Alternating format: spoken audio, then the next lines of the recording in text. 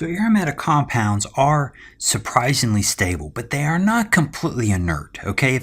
If we couldn't do anything with aromatic compounds, they'd be rather boring because we couldn't do any chemistry on them. It turns out we can.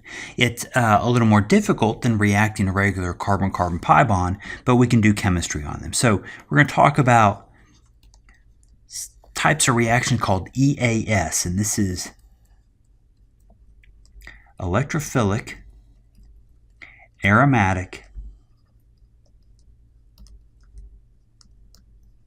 substitution. So we're going to walk through a general process of how this works. So we're going to have a benzene ring. And this benzene ring, what we're going to do is we're going to react it with an electrophile. Now this isn't any electrophile. I'm going to call this a super electrophile. Why do we need a super electrophile? Because benzene rings are so stable. And because it's so stable, it is a very weak nucleophile.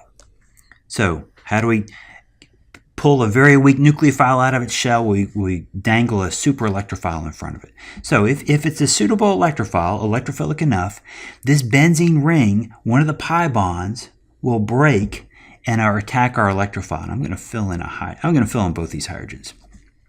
So these pi bonds go nowhere. I'm going to draw the electrophile to the top carbon. Doesn't really matter which. And what we form is a carbocation intermediate. Now, one thing I'll note about this carbocation intermediate, it is no longer aromatic. We now have an sp3 hybridized carbon in the ring.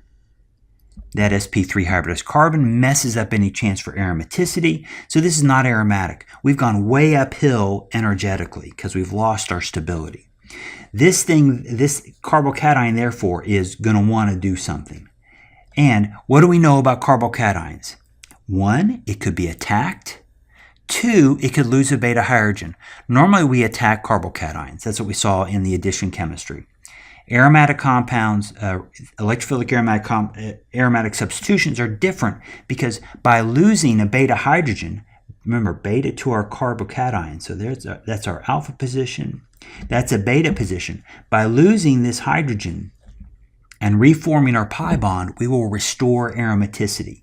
So there is some base in here, and I'm going to be a little evasive on identifying that base. There's some base in here that will attack that hydrogen, break that CH sigma bond, form a new pi bond,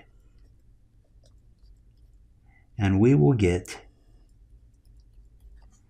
back our aromatic compound. So this second step is way downhill. If we look at this process, here's our energy, here's our reaction coordinate.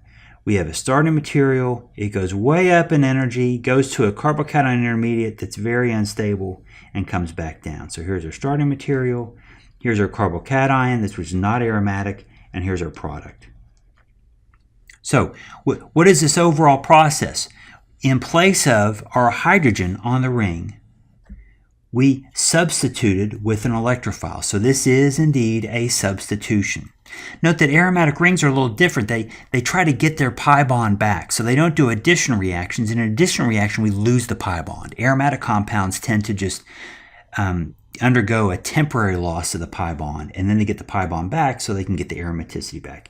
This is the general process under which aromatic compounds react. You'll see a lot of this chemistry in second semester organic, and we'll just get a glimpse of it here in first semester because it's an important reaction, but there are lots of important reactions, so we only have so much time to focus on aromatics. But the electrophilic aromatic substitution is an important reaction.